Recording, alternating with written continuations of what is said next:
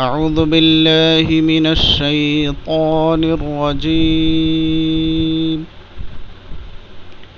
بسم الله الرحمن الرحيم.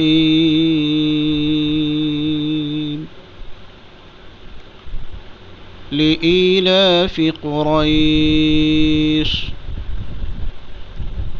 إيلافهم رحلة الشتاء والصيف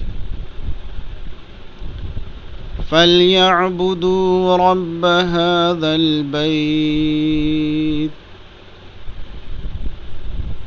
الذي أطعمهم من جوع وآمنهم من خوف.